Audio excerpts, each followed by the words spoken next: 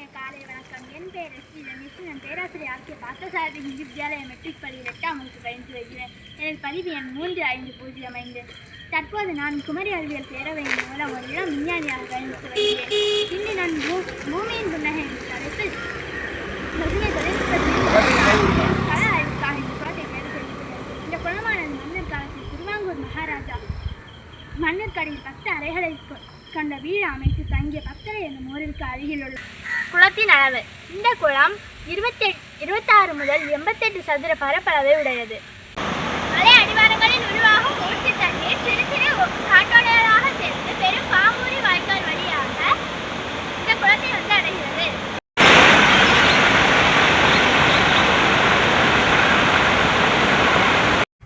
தற்போதைய நீர்மட்டம். இந்த குளத்தில் தற்போது 30 அடிக்கு மேல் தண்ணீர் காணப்படுகிறது. கோடை காலத்திலும் 20 அடிக்கு குறையாமல் தண்ணீர் நிற்கும். இந்த குளத்தை சுற்றி சுமார் 200 குடும்பங்கள் வசித்து வருகின்றன. குளத்தை சுற்றி பச்சை பசேல் என்ற புல்வெளிகளும் வாழை மரங்களும் நிறைந்துள்ளது.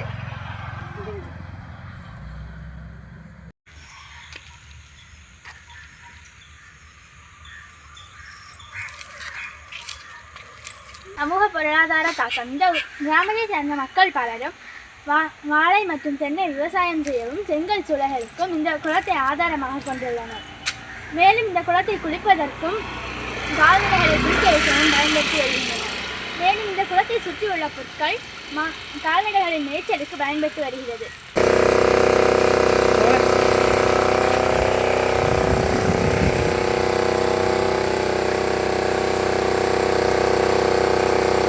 நல்லா இருக்கீங்களா?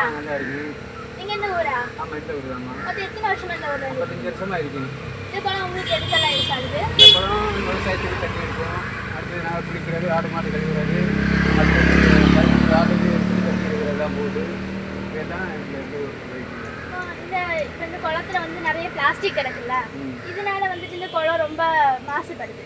நீங்க வந்துட்டு கொஞ்சம் பொறுப்பா இந்த ஊர்ல எல்லாம் சொல்லி குளத்துக்கு சைட்ல ஒரு குப்பை தொட்டி மாதிரி வச்சு இந்த பிளாஸ்டிக் எல்லாம் வந்துட்டு குளத்துக்குள்ள போடாம கொஞ்சம் ஆமாம் அதெல்லாம் சொல்லி அதெல்லாம் உண்டு. இருந்தாலும் நைட்டு மக்கள் எல்லாம் கொண்டு இதில் கொண்டு போடியது, வரவங்க போகிறவங்க எல்லாம் போடியதெல்லாம் உண்டு. அப்படியெல்லாம் உண்டு. அதனால நம்ம பார்த்துட்டு இருக்க முடியாது இல்லையா.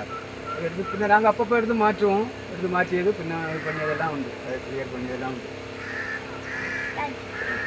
அங்கே நீங்கள் நல்லா இருக்கீங்களா? நல்லா இருக்கு. நான் இங்கே ஒரு கள ஆய்வுக்காண்டி வந்திருக்கேன். நீங்கள் நான் கேட்க கொஷின்கெல்லாம் கொஞ்சம் பதில் சொல்லுவீங்களா? நீங்கள் இப்போ வந்து நம்ம குளத்துக்கிட்ட கொஞ்சம் இந்த சுள்ள வச்சுருக்கீங்க, அதனால உங்களுக்கு என்ன யூஸ்? தண்ணி எடுப்போம், எடுத்து செங்கல் உற்பத்தி பண்ணுவோம். மொத்தம் இங்கே வந்துட்டு நீங்கள் செய்கிற செங்கல் எங்கெல்லாம் வெளியில் எங்கே போகுமா? கேரளா போகும், இங்கே லோக்கலில் மொத்தம் எத்தனை குடும்பங்கள் இந்த சுள்ளையை நம்பி? 15. நீங்கள் இப்போ வந்துட்டு இந்த குளத்துலேருந்து தான் தண்ணி எடுக்கிறீங்க.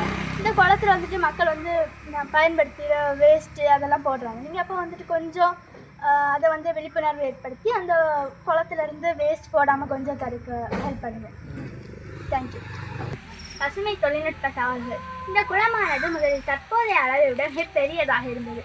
ஆனால் மனிதனின் தேவை அதிகரிக்க குளத்தை ஆக்கிரமித்து அதை நிரப்பி சாலைகள், தென்னை மரங்கள் மற்றும் பூங்காக்கள் போன்றவற்றை அமைத்து குளத்தின் நிலைத்தன்மையை அச்சுறுத்தி வருகிறான். மேலும் தூக்கி எறியப்படும் கழிவுகள் மழை மற்றும் காற்றால் அடித்து வரப்பட்டு குளத்தினுள் விழுகிறது. இதனால் குளத்தின் நீர் மாசுபடுகிறது. அவை ஆங்காங்கே தேங்கி நிற்பதாலும் மீன்களுக்கு செயற்கை உணவுகளை உணவாக அளிப்பதாலும் குளத்தின் நீர் மாசுபடுகிறது. இதனால் குளத்தின் நீரின் நிலைத்தன்மையை அச்சுறுத்தி வருகிறது. மேம்பாட்டு யோசனை. மக்களிடையே விழிப்புணர்வுகளை ஏற்படுத்தி குப்பைகளை தெருவில் வீசாமல் இருக்கவும், நெகிழி பொருட்களை மறுசுழற்சி செய்யவும் அறிவுறுத்தலாம். மேலும் நெகிழி பொருட்களை தவிர்த்து பசுமை வளங்கள் ஆகிய சணல் பைகள் மற்றும் எளிதில் மக்கக்கூடிய பொருட்களை பயன்படுத்தவும் அறிவுறுத்தலாம். மேலும் மீன்களுக்கு செயற்கை உணவுகளை அளிப்பதை தவிர்த்து இயற்கை உணவு அளிப்பதால் நீரின் வளமை மேம்படுகிறது. நமது வாழ்வாதாரத்தை மேம்படுத்துவதற்காக இயற்கை நமக்கு அளித்த வரப்பிரசாதம் தான் நீர்நிலைகள்.